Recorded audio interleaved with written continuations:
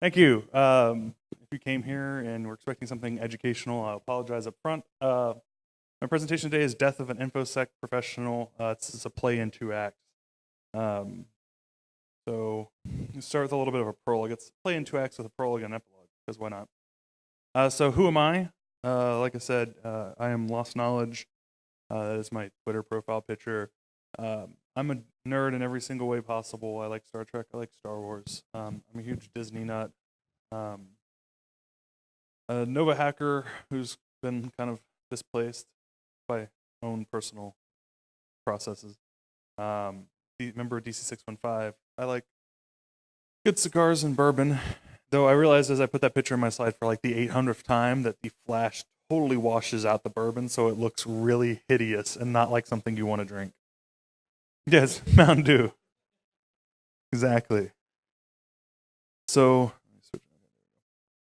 so standard disclaimer. So I started adding this to slides about 5 years ago because I had a organization I worked for at the time who was not too pleased with stuff I said on Twitter and stuff I put in my slides. So, in order to cover that, all views and opinions in this presentation are my own and do not reflect the views and opinions of my employers, past or present, or any other affiliated organization. There, modified a little bit. So, the question is, why this talk?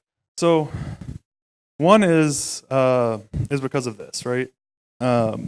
Everybody wants to be in IT security, right? Everybody wants to be an Infosec professional.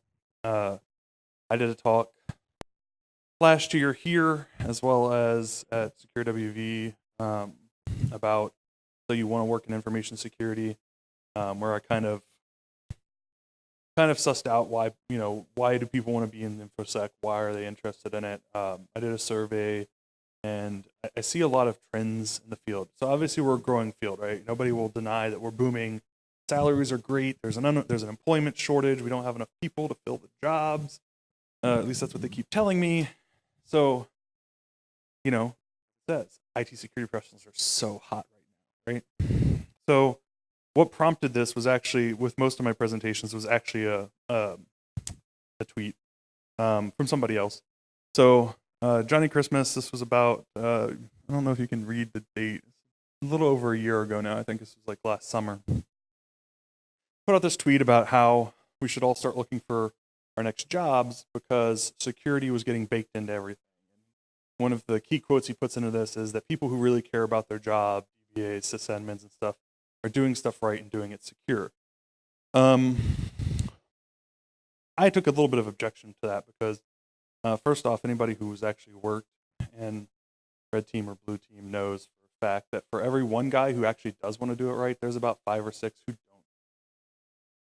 And so they're doing it wrong. They're just trying to get it done to go home and not have to worry about it anymore. I'm trying to stop breathing into the mic. I know that's annoying.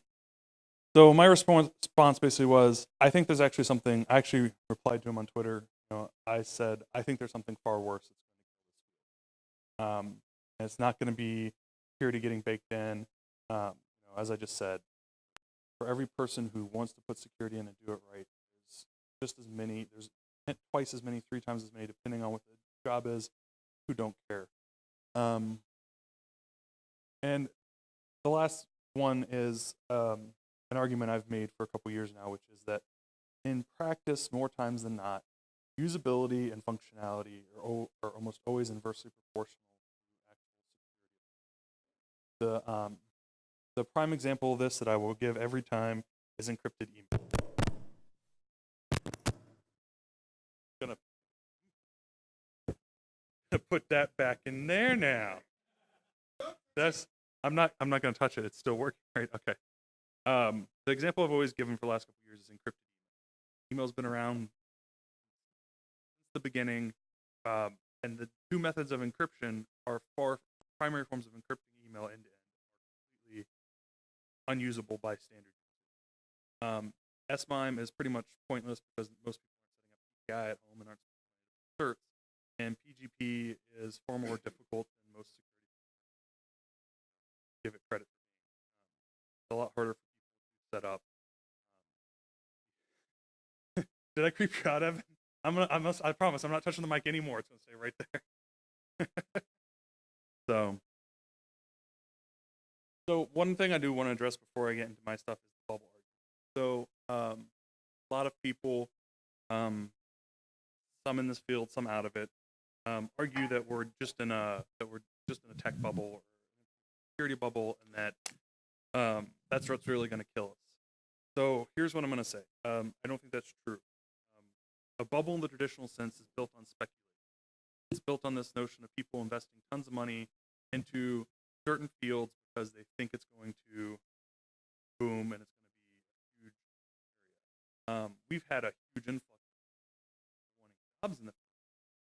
Look at the speculation. I don't think it's there. Look at when SecureWorks went public and got spun out of Dell. Their stock basically did this. It doesn't go anywhere. FireEye's had pretty similar instances they're not like, if it was truly booming and was truly a bubble, it would look like the Tesla stock, where it keeps going up despite the fact they make no money whatsoever.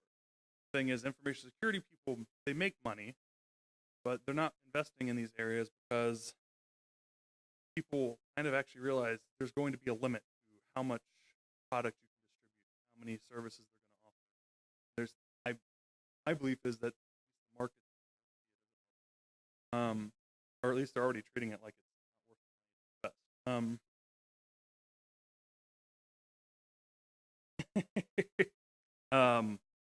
The other thing is, I think a bubble in the traditional sense, especially from the financial perspective of it, winds up hurting product companies far more than services. Companies who are trying to sell a product or sell themselves are the ones who are far more likely to suffer. Last big bubble we went through, the housing bubble, what happened? The housing market went to crap. A lot of people lost money and lost houses, but the real thing that lost was the value of home. And you would have something similar. You look back at the tech bubble, so you look at the .com bubble. There was a lot of that stuff was straddling that big line between service and product. Right? They were offering service, but they're also a lot of the sites were trying to sell you crap, or we're not doing it well. So we actually get into it. So for the first act, we're going to have a little dream. Close your eyes and imagine a world where everything can be.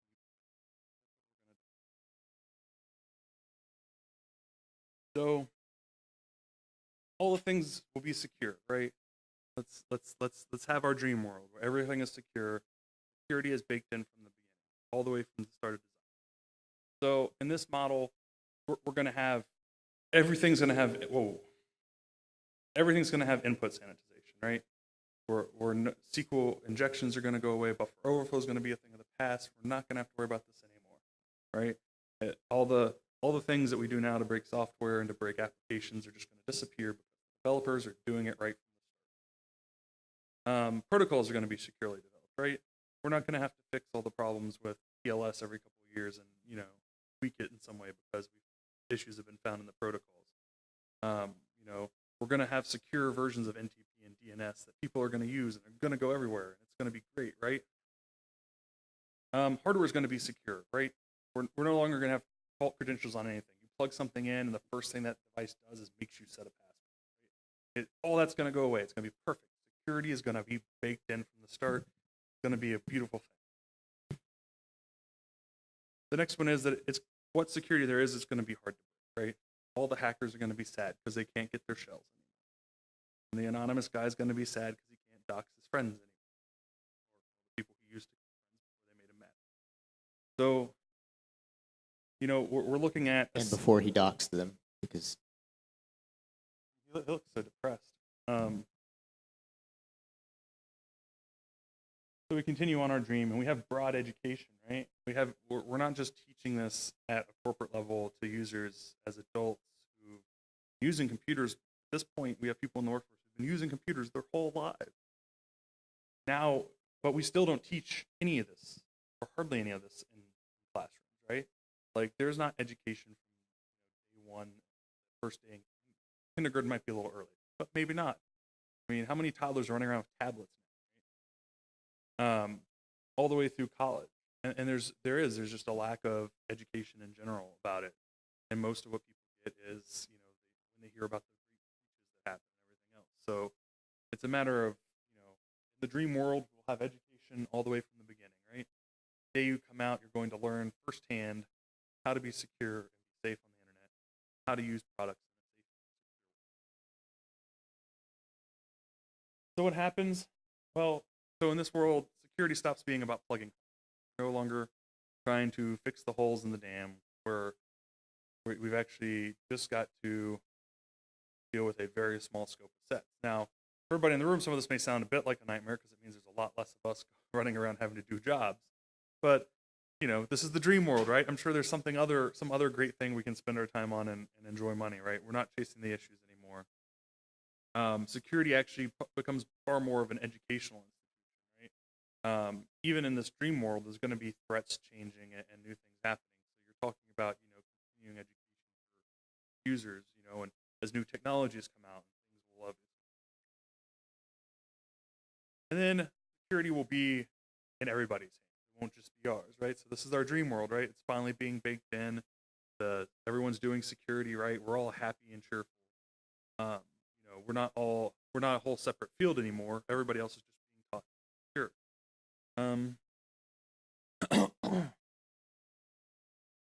So, it's a happy place, right?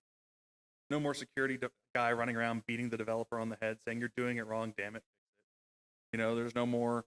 There's no more person going and slapping the help desk on the wrist for giving away credentials to. Don't look at me like that. So for giving away credentials to people, there's so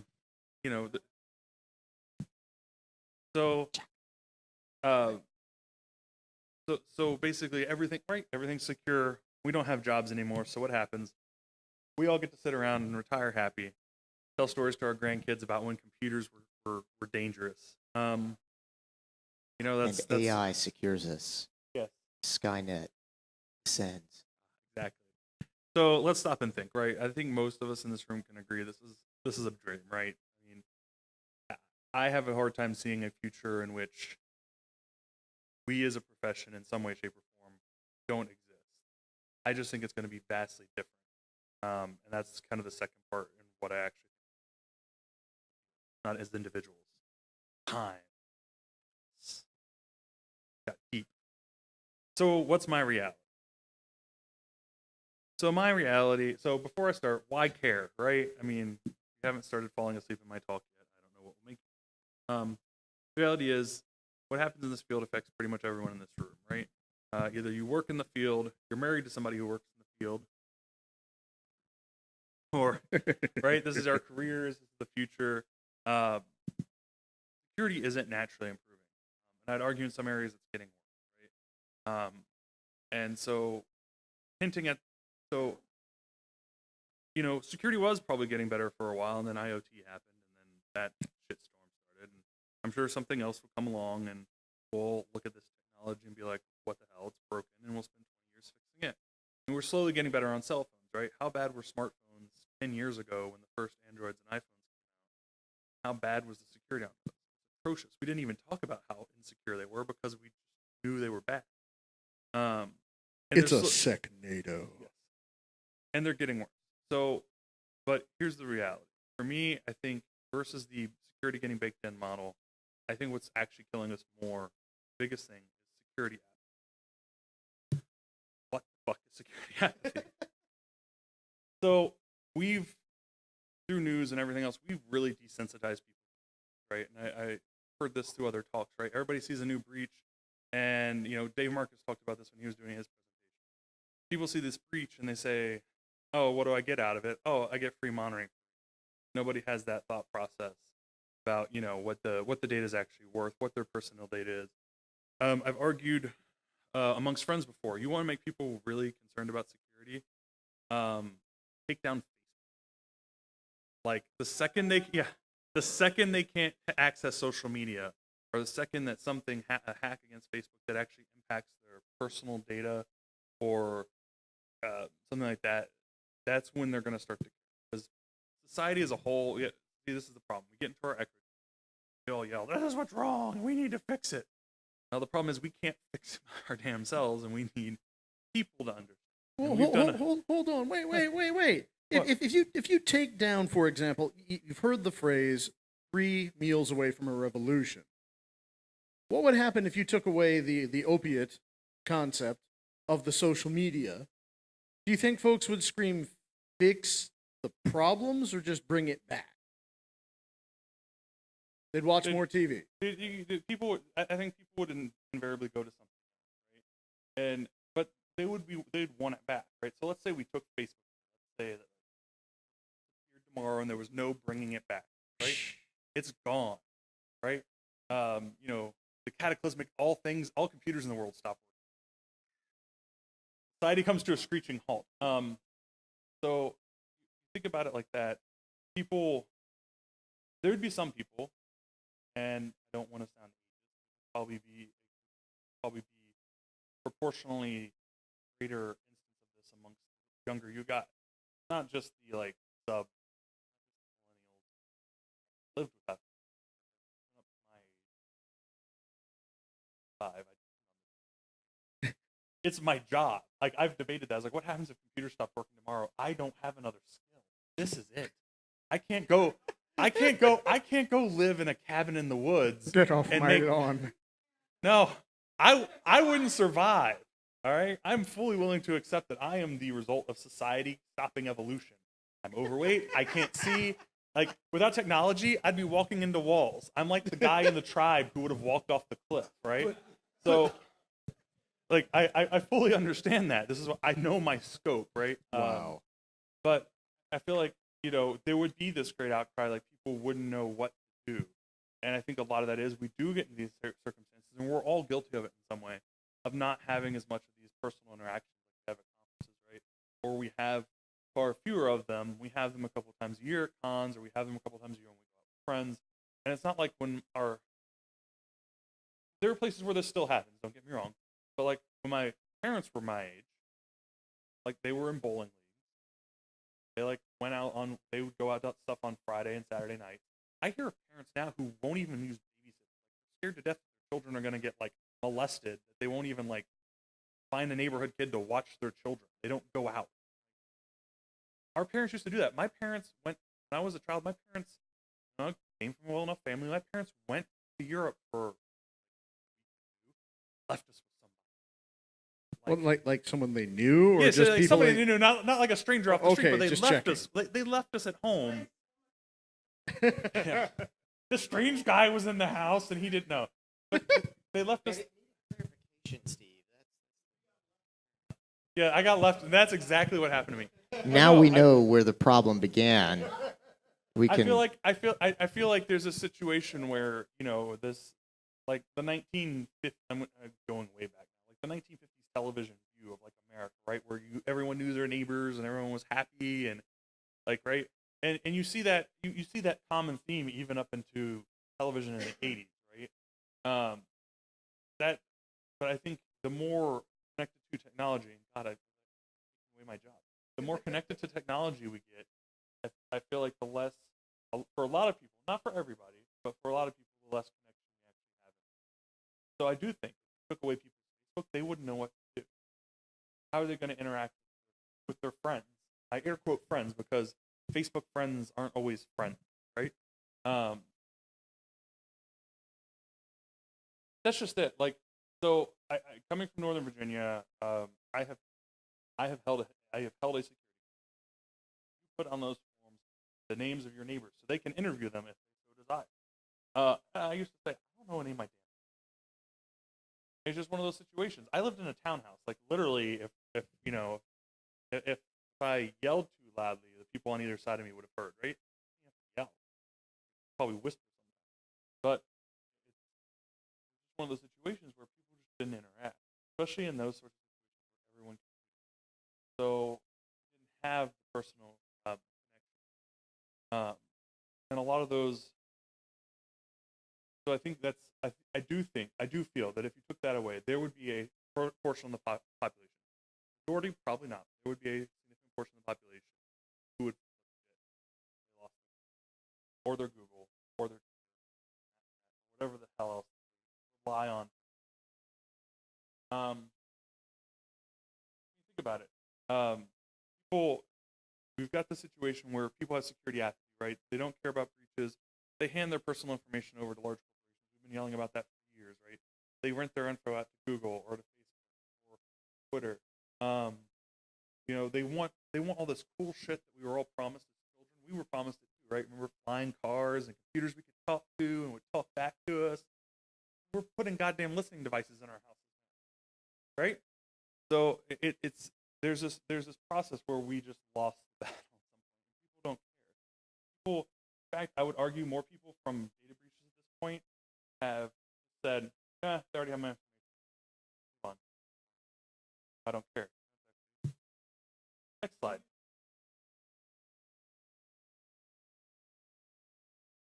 Show me on this chart where the breach touched you. Please, can anybody? The reality is you can't. And actually, without looking, I'd be shocked if any of you can tell me which. You could probably name the 4 breaches, but if you could actually point to which breach is which. Top left corner is Target. I will say this. Target does have a bit of a dip around its breach, but actually their breach disclosure came right around an earnings disclosure. Pretty sure the earnings disclosure had far more to do with it.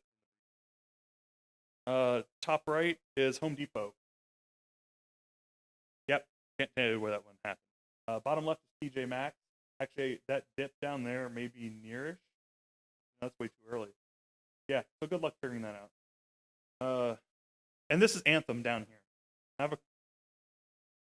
This is stock value. This is stock price. So over time, last there's actually, he's hitting on a very relevant topic. And if you're interested in going more depth, there was a talk. Google buy the breach was the UI, the breach, and to demonstrate this exact thing was that you are actually better off buying the stock when it gets breached, because you notice what all of them do moving forward. How many people in here? Serious question. How many people in here stopped shopping at Target after they got breached? Well, yeah, for like 2 weeks until the red card situation got resolved. But we still shop at Target all the time. How many people stopped shopping at Home Depot?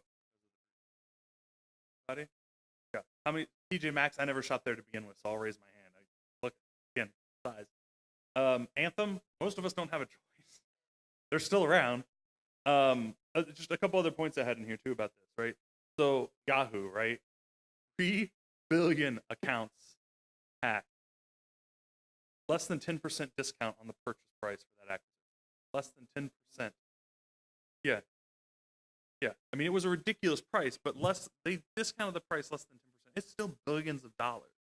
Care First, still around. One of the largest insurance providers, Blue Cross Blue Shield, in the DC metro area. Take a wild guess who stole the Care First.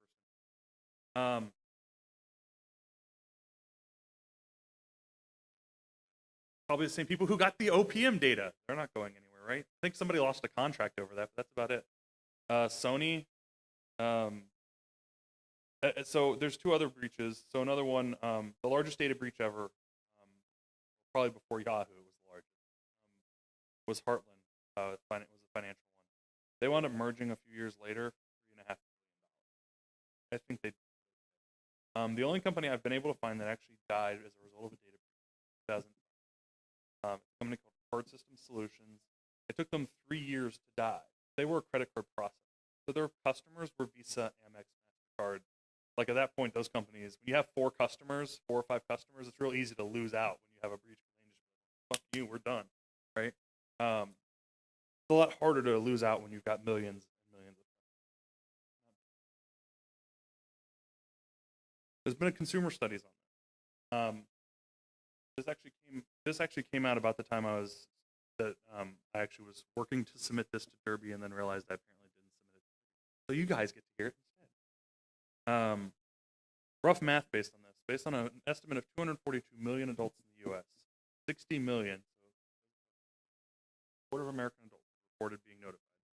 About 60 million have been notified of being breached. That means only 6 million stopped doing business with a company because of a data breach. That's less than 3.75% of the stock because of it. People don't care, and obviously the stock market. So the real question is, what incentive do they have to stay secure? And obviously, if people don't care, corporations are going to stop caring, Because if they're like, well, people are still shopping, my stock prices are still going up, why am I paying all this money for security? Which brings us to this, the corporate app, right? Cybersecurity insurance started as a thing a couple years ago. Covers their costs if they get. And because I don't run a large organization who needs this, I don't know how much that insurance. I'm sure it's not. But it's also probably cheaper than some FTEs cost. And then how many caveats they have for those policies to actually maintain any security. Another mystery, right? So how much do companies actually get paid out? Yeah. That's, I've yet to see. If anybody has any information, I'm curious, but the reality is once those policies don't pay out or they find fault. So the closest I ever came, right? So I was looking through because I was trying to find any information I can. Anyone had one pay out if they get breached, actually getting paid out. So the only reference I was able to find is a lawsuit that was brought against Maresca for a whopping $150 million. It was $15 million more than their insurance, which they made it sound like that they implied that meant the insurance probably was going to pay out the $100 million, and they're just going to have to be on the handle. I don't know if that's true. Like I said, I couldn't. News articles aren't. They don't dig as deep as they used to. Yeah. So there's no way for us to know. Did Anthem's insurance pay out $100 million of that, and then they just on the hook for 15? But yeah, why do we need you here when we have insurance? Why are you paying? Why are they paying for FTEs? If the bulk of their work is going to be incident response, you can just bring in consultants when that's done. Call up the Mandiants and Verizons and everybody else in the world and let them do your job. What the hell should you have? Not most organizations.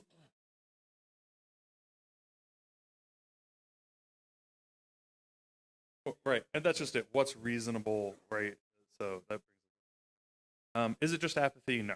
There's obviously other issues. There's security misunderstandings. There's security difficulty. Poor education and advice have been a thing, and I've used this quote multiple times now, because I say you can translate this to security pretty easily. This is a quote from Rice Cook in the late 80s. He said, "Programming today is a race between software engineers striving to build bigger and better idiot programs, and the universe trying to produce bigger and better idiots. So far, the universe is winning." We can pretty much make the same argument for security, right? We can come up with increasingly strong controls, better practices to improve security by default, but in the end, users and not just end users, like the developers and the sysadmins and everybody in the chain of managing any piece of software or any large network application system is going to fall into this cut. So here's my completely made up chart. As I said before, security and usability are inversely proportional. I will stand up here and I will fully admit, as a security professional who's been doing this for over 10 years, there are times that security, and I implemented it in my own damn system. I have 2FA set up on any of my SSH.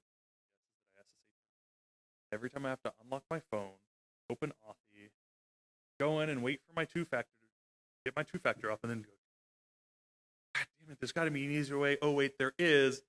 Don't do 2FA, right? And this is coming from somebody who does this, right, as a career and understands how important two-factor authentication is. So how am I supposed to convince my mom to use more than 2 or 3 passwords, all of which I know, to do anything? I can blame my wife of being of the same thing. I can usually get 2 accounts on 3 or 4 guesses. I know you are getting better. I do think there's some I don't have. So, but the reality is, like, I got her to use Signal. I'm proud of myself. She uses Signal, but that lays on top. I can't get my mom. Hey, Mom, install Signal. Trust me, it's easy. You won't know the difference. the best I could probably do is steal her phone, install it, and not tell her. That'd probably be the only way to get it to happen. Again, I made the encrypted email discussion earlier. It's the same reason why we have dozens of clients that claim to do end-to-end chat encryption, right? Because nobody can agree on a standard and make it all interoperable, right? You've got iMessages on the devices. Google Messenger is supposed to be end-to-end now. Facebook Messenger is end-to-end. We've got Wicker.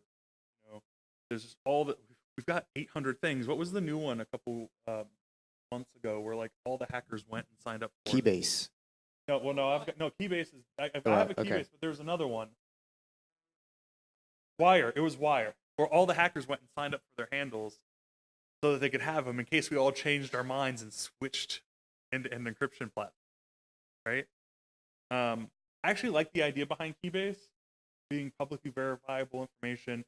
Put a tweet out that has your public key in it. You do a Facebook post, like you do multiple locations.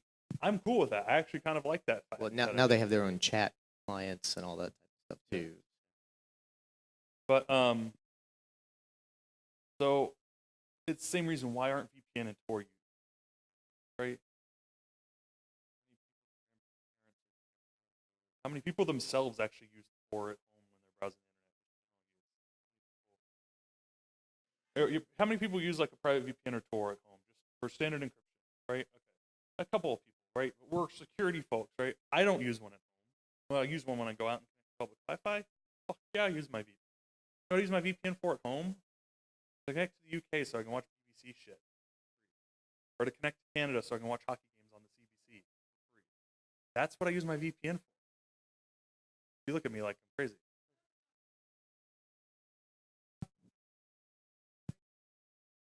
Oh, that's right. We had you hopping VPN, so you were voting from different locations. Yeah, you see, this is what happens.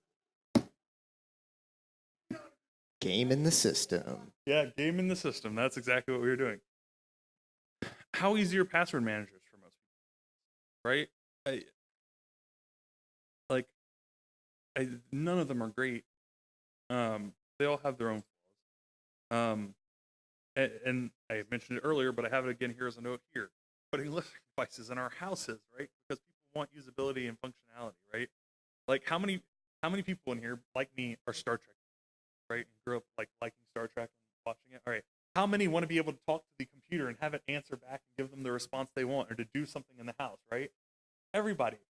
But here's the problem. Instead of the Star Trek computer, we got like that's just like a giant machine. We send it out to somebody else who then ships back the data to us, right? So it's not the all-knowing like computer that's safe and secure. It's the like we're giving the information to somebody else so that they can data mine us even more. I wish it's instead of the omnipotent computer from Star Trek, we got brother by a corporation. Security and privacy are often off by default. This is quite true, right? I was looking for great pictures of like security entrances because I know there's thousands of pictures where it's like, hey, we have a gate. Oh wait, you can see everybody's driving around it. And I'm not that old, so I know people in this room know what this is from. Yes, get smart. The cone of silence, which ironically enough, they had to yell and still couldn't hear each other, but everyone outside the cone. What made it great. So this is, I will say, some of this has started to change, especially on the privacy. And we could probably thank the European Union and their wonderful ability to overregulate everything for that. The other thing is we don't always know what data is being shared, right? I mean, how, for a standard user to, sign up for an application and read the EULA and see what every last bit of information is going to be sent back. Insane. And then how much do you actually trust them, right? There was a case in the news recently of a guy who was using a VPN service that claimed to not do any logging, and they got served a subpoena and sent logs over to the FBI. So obviously they were doing logging. It's not always apparent where to disable stuff either, right? Does anyone else remember the great debacle of Windows 10 and like 800 settings you had to turn off, like listening to where what you were typing and all the data mining they were doing in the OS. Like when I installed Windows 10 for the first time, I had to go look up one of the guides. What all do I have to turn off in this damn operating? And then even then, features people want are often tied to settings they don't want. Sometimes for reasons, sometimes without. You know, if you want, you know, whatever cool functionality you want, you have to leave another one on. Kind of the example of this that I like to use is the Google Shared Location Services requirement, which is that creepy feature that like enables Google Maps to be like, hey, you want to leave a review for this place because we can tell you're there. Right. Google's like stalking me. Well, I don't know why I haven't broken up with them yet. If you want to know where you were 3 years ago and every place you drove, I mean, you can go see your history data inside of it. It'll like put you on Google Maps. But if you didn't know this, I'd done like a blog post on this several years ago. And you can delete this data, but you have to figure out where to turn it all off at. They've made it easier, but there's actually a setting. If you go into your Google settings and find, there's a whole bunch of weird tracking shit they do that you can turn off. But Maps is just the creepiest, okay? Or other one. Bad advice. We've been doing bad advice for a while. Went on the Dogbert level of bad advice. You know, we've been telling everyone to use VPN, which is all well and good. It came up again, and the whole ISPs are going to start listening to us and selling off our data. Which some people in the security field think it had no sense to say, yes, we're just going to sell it to the VPN companies that we're giving our information to. We're going to sell it off. How many shady people? Passwords. So I would probably get crap.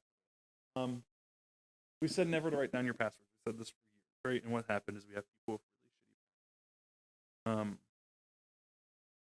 I'm going to make this next statement before I finish my thought on the password, which is the advice we give for the corporate office does not need to be the same as what we do. Here's the reality. If I have a person at home, we actually have convinced them to use what's their weakest point? Their master password, right? Well, if they're going to go in and put in, I'm going to put my dog's name in the number 4, lucky 4, exclamation point, right? Not a strong password by any measure. Especially when they have a picture of Lucky with his name underneath. But here's the reality, right? What's wrong with them writing down the master? Taking a 16 or 20 character password. The risk in the home is significantly lower than it is in a corporate environment, where in addition to possible bad actors in the office, you've got all the people in your office that you may not trust. So in your home, somebody comes and breaks into your home, the odds of them wanting your password to rummage through your account is slim. The reality is, the person who's coming in, smashing and grabbing in your house, Gmail account, people who are after you for that are doing it all online, and they're sending you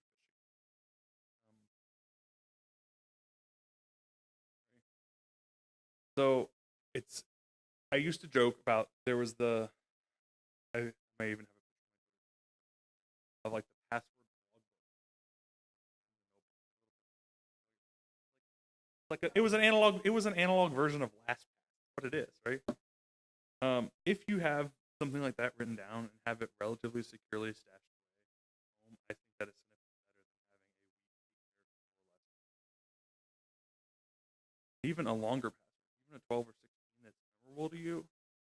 My last gig, I built, and it's up on my GitHub word list based on movie titles and song titles. Oh my God, the number of extra passwords I got was great. Does everybody use those? They're long. They meet the 12, 16, sometimes 20, but easy list. And it was a lot of processing time for me to put it together, but it was worth it. Then there's the corporate problem, which is slick sales. Right?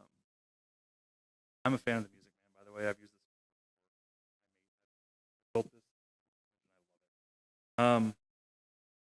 Most companies and most organizations, especially if they don't have people in charge who really understand the problems they're facing. Want that easy thing they can drop, they can spend $50,000 on, put it in place, and they're going to be not count the number of federal government space sold that bag of goods to a company I will not name. Ask me when I'm not on stage. I don't any possible lawsuit. So what happens? You get the slick salesman who comes in and says you have trouble with a capital T rhymes with C and that spells cyber. What do? Shut up and take my money. You know, how do most of our organizations handle purchasing, right? How are most people, you know, is there actually engineering effort and time put into it? Are engineers who are actually involved in deploying and implementing and using these systems who actually understand the systems the ones helping to at least make the decision? Or is management basically making unilateral decisions on which salesman took them to which salesperson, their friends that are friends with you? I'm talking to you, sales pistols.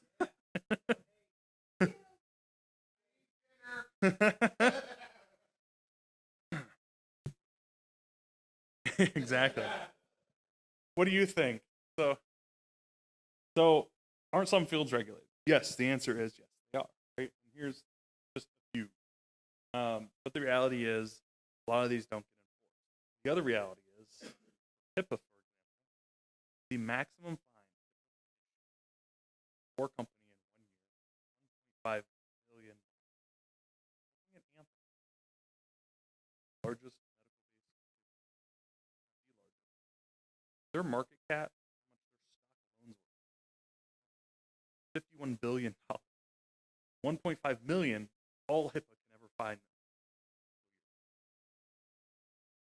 Something like that. It's an insane. It's a drop in the bucket for these organizations. HIPAA fine is nothing. They got hit far more by the lawsuits that came thereafter.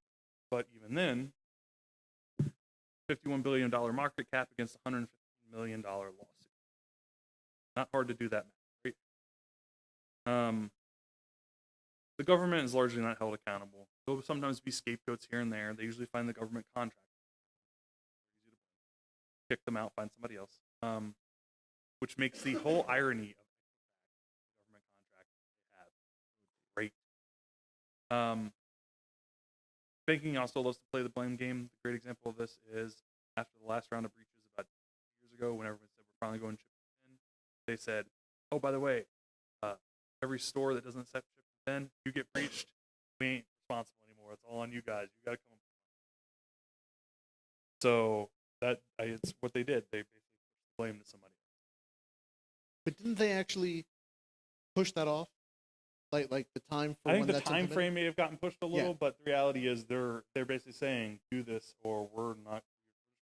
No problem. That may finally make a company or two go bankrupt, but I think you're going to look far more, and hurt far more small business, small medium business.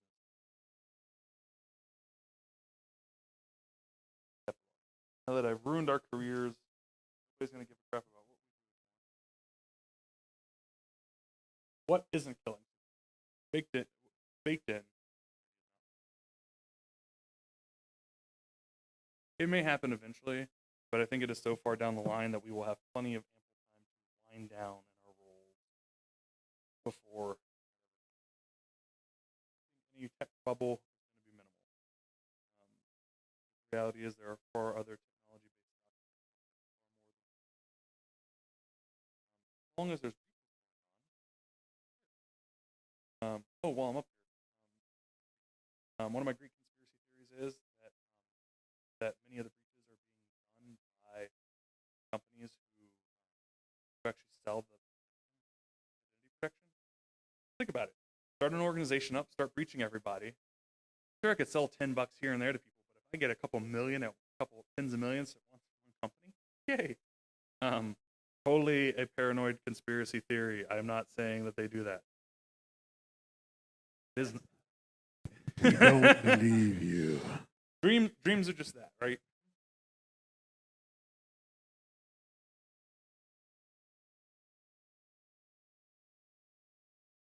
Yeah. So they made it up in a week.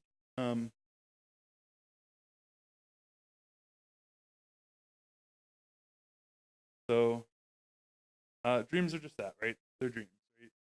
It's a pipe. We all have dreams what we would like our field to be like, but the odds of them getting that state, I think, are slim. There's always, we are in an ever-changing field, right? We work with technology. Technology is changing every day. New shit comes along. When I first got on the internet in the 90s, been online. Get off my lawn. Damn kids, get out of my lawn. Yeah, I have. You know, things have changed, right? The IoT wasn't a thing then. I mean, we didn't know. There's a lot of shit that didn't happen, right? We just didn't understand. A few people warned what the hell was going to happen. Nobody obviously listened to them. People older than me warned them.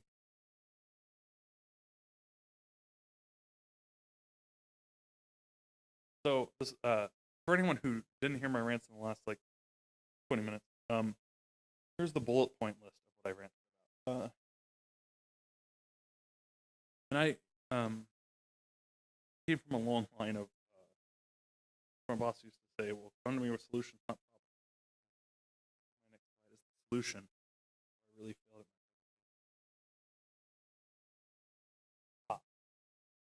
at my you know, I think we've probably been saying this since well before I thought about this talk. More user friendly, right? How do we do that? It's obviously a problem that we haven't quite solved. Has anybody figured out end-to-end encryption in email, or are we just going to accept and chat and we're going to have on? If you want to say something private, you send it with Signal, or you bust up in Wicker or whatever messenger app you want to use. Are we done with pimping? Or is everybody just saying, "Oh, my emails are safe"? Right? Making security and privacy defaults; those are getting better. Every once in a while, some setting that an organization implements gets pissed off, and it still doesn't happen. I mean, I can't tell you how many Facebook profiles I go scrolling on and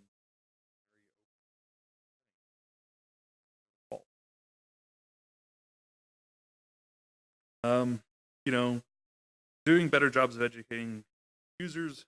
Saying this for years, stop beating them over the head. But I enjoy beating them over the head, I will admit. Holding groups and organizations accountable. Like I said, there obviously isn't a financial incentive for most companies to say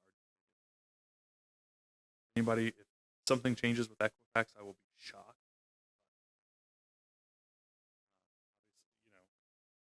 That's almost the mother load of data breaches. That's pretty much your financial information for every American who's ever had any form of credit. So unless you went cash only for the last 2 years, never signed a rental agreement, never had a cell phone, lived in a cave, Equifax probably has your own. And then start finding new jobs. Give up and let the next people take care of it. But what does that solve? It doesn't solve anything. It just means I don't have to worry about it anymore. That's right. That's what we'll do. That was Carlo's idea. We'll let the Mexicans take care of it. We'll build a wall and they'll pay. Firewall. Is that what you're Firewall, saying? yes. So now that I've ranted for 6 minutes, any questions? I'll take a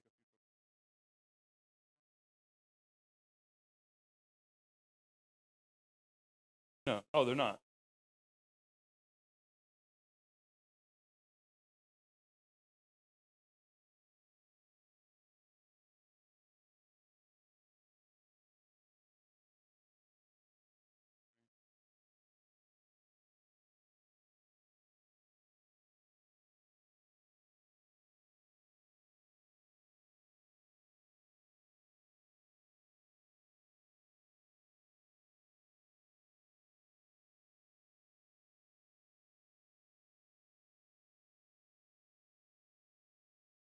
Well, and again, I think that's, my dream world. We have education from the beginning, right?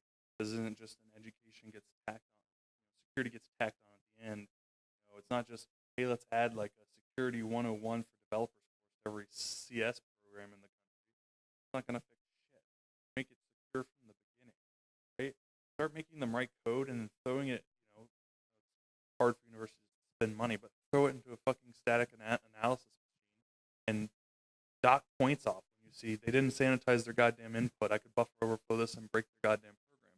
And start penalizing them for that, making them learn and code in a more secure fashion. But what they did instead is they went with managed languages. Now people are probably worse programmers now than they were 20 years ago. I learned to program. You had to learn about it. It wasn't just done for you. Now .NET, Java, right? There's all these frameworks that take care of memory management. Nobody worries about it anymore.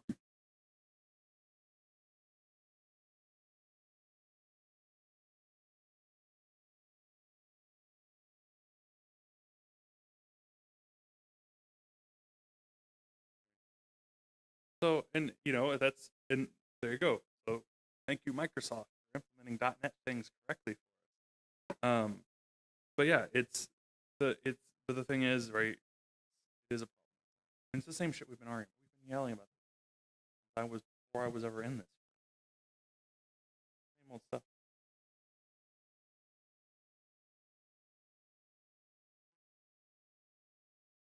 Right.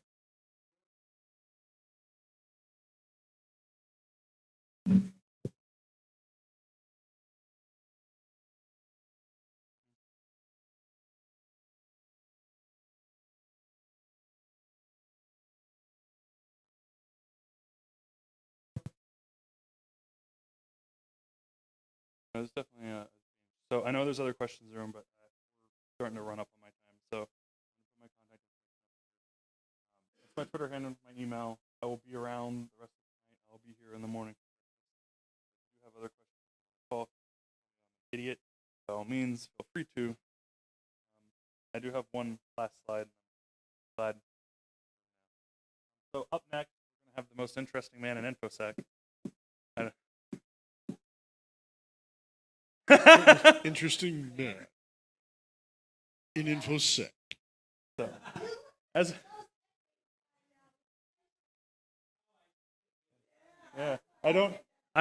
he doesn't always keynote, but when he does, it's at SkyDogCon. Yeah, that's a Mimi. Yeah. So, all right. Thank you, everybody. Get off his lawn. Lost knowledge.